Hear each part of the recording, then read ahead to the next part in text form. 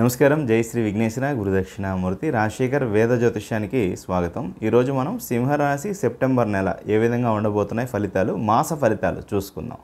ఇక్కడ సింహరాశి అనేప్పటికీ మనకి మగ 4 పాదాలు, పుబ్బ 4 పాదాలు, ఉత్తర 1వ పాదం కలిస్తే సింహరాశి అవ్వటం జరుగుతుంది. ఈ సింహరాశి వాళ్ళు చాలా రోజుల నుంచి కొంచెం ఇబ్బందులు, తర్జన భర్జనలు అన్నీ కూడా పడుతున్నారు. నేను మీకు ఒక మంచి ఊరడింపు వార్త, గుడ్ న్యూస్ తెలియజేస్తున్నాను.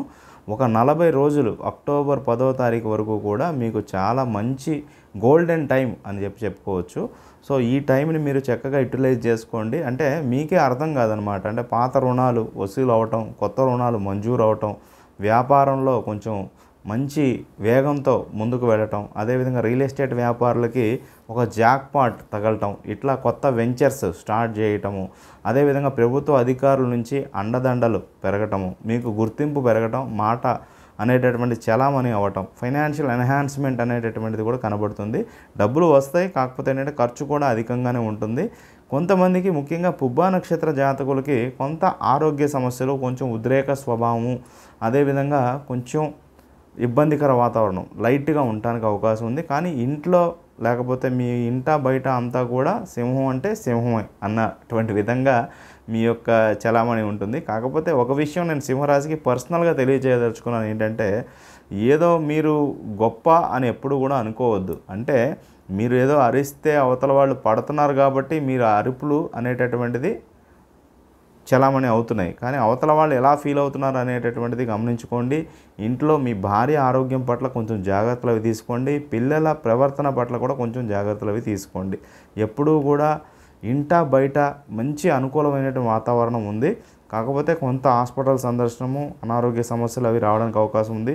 సోదరులతో లేకపోతే మిత్రులతో కొంచెం మాట పట్టింపు అవి రావడానికి, చిన్న చిన్న డిస్టర్బెన్సెస్ రావడానికి అవకాశం ఉంది. కొంచెం జాగ్రత్తలు అవి తీసుకోండి. షార్ట్ జర్నీస్ అవి చేయాల్సినటువంటి అవసరం అది వస్తుంది.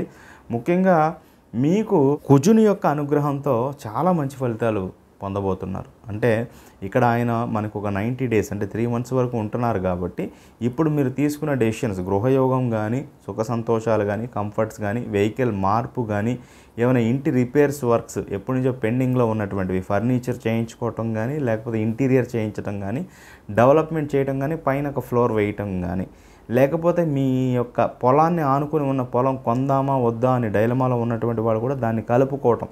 అంటే ఇంకో ముఖ్యమైన విషయం, తూర్పు ఉత్తరాలని కలుపుకోండి. దక్షిణ పడమరలు ఫ్రీగా ఇచ్చినా తీసుకోవద్దు. గుర్తుపెట్టుకోండి, చాలా ఇంపార్టెంట్ పాయింట్ ఇది. సో దాంతో పాటుగా మీరు ముందడుగు వేస్తే మాత్రం అన్ని రకాలుగా కూడా చాలా బాగుంది. అదేవిధంగా ప్రభుత్వ సహకారం, మీరు చేసేటటువంటి పనులకి, వాటికి, ఇండస్ట్రీస్కి సహకారం, అది సబ్సిడీలు, ఇట్లాంటి సబ్సిడీ రుణాలు రావటము, కొత్త వ్యాపార ఆలోచనలు కూడా రావటం, ఇట్లా అన్ని రకాలుగా కూడా బాగా కనబడుతున్నాయి. సో ఈ టైంని చక్కగా యూటిలైజ్ చేసుకోండి, మంచి డెసిషన్స్ తీసుకోండి. అదృష్టం అది పెరగటము, దైవబలంతో పాటు ఒక గొప్ప పనిని మీరు నిర్వర్తించటం, గొప్ప ప్రాబ్లమ్ని సాల్వ్ చేయటం వల్ల కూడా మీ ఖ్యాతి, కీర్తి పెరగడానికి ఎక్కువ శాతం అవకాశాలు ఉన్నాయి.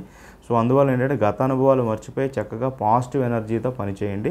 మంచి ఫలితాలు అవి కనబడుతున్నాయి. ఇక ప్రతికూల తేదీల విషయానికి వచ్చేప్పటికి 2, 18, 19 తేదీలు. ముఖ్యంగా మీకు కనుక సింహరాశికి చూసుకుంటే రాహు దశ కానీ, శని దశ కానీ, లేకపోతే ముఖ్యంగా మనం చూసుకున్నప్పుడు చంద్రదశ జరుగుతున్న వాళ్ళు మరింత జాగ్రత్తగా ఉండండి. కొంచెం మీ జాతకాన్ని పరిశీలన చేయించుకోవడం చెప్పదగిన సూచన. శుభం.